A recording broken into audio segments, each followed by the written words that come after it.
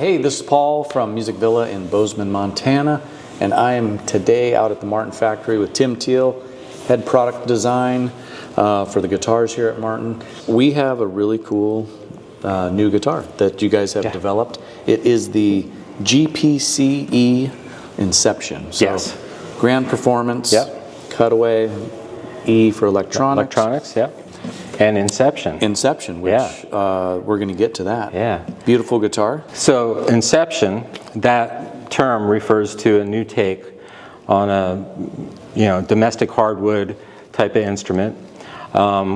We were challenged as a product team, which includes R&D, so it's Nate Hoffman and his guys, Josh and Brent and Dan, to come up with a maple guitar, domestic hardwoods from our backyard, that sounds more like what people are used to hearing with mahogany and rosewood. Right. We're fortunate enough to live in Pennsylvania when in our backyard we have a cherry forest that is like none other in the world. Yeah. But we also have other great woods such as maple and sycamore.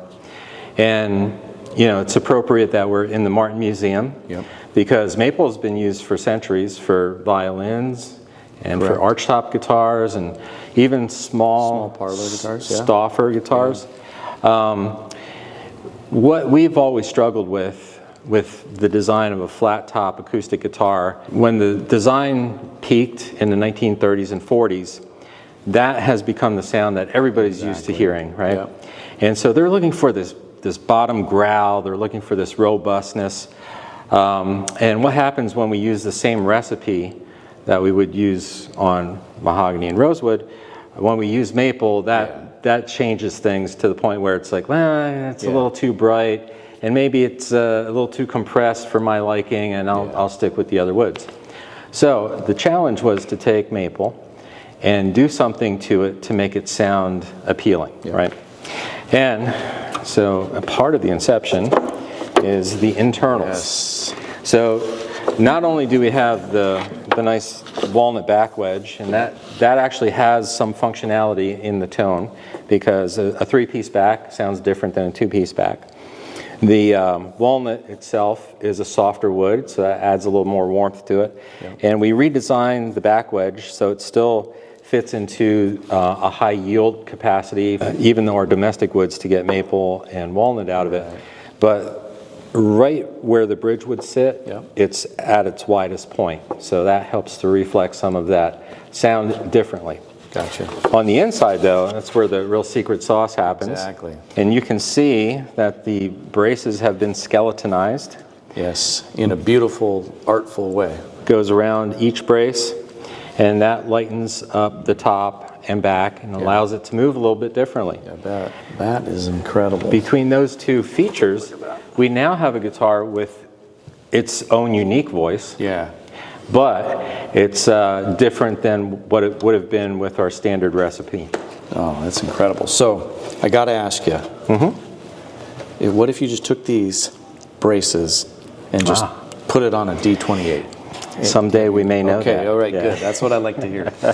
I'm curious now. I want to hear a D28, and then I want to hear a D28 with this new bracing. So when Josh started playing around with this idea, it actually happened before the project was even conceived. Right. And part of the R&D function is to just play with ideas. Right. Now certainly we're not the first company to lighten up braces by putting holes or skeletonizing braces. Right. But what they found was if you do it in a certain way and a certain design, it gives you a certain result. And they were very specific on what they were looking for, which was the strength had to be maintained, and then they kept going and going until they got it as light as they could before the strength would diminish. I gotcha. And then and then they stopped. Yeah. It's neat. It's going to be interesting to see, what's going to happen with this and how it's going to spread across some of the line and change things. It's just, like you said, those old tone woods and those sounds you're so used to hearing. Yeah. So, who knows? It may not it may change it, and it might be good for somebody, but for someone else, they're going to say, give me the good old D28, and that's how I like it. And, you know, we still make those today. Exactly. Exactly. That's the beauty about instruments. Yeah. I know we all are so into this, and Yep. at one point I had 40 or 50 guitars in my own collection. You know, I've since, you know, got that dwindled down to about half, right? But they all have a purpose. They do.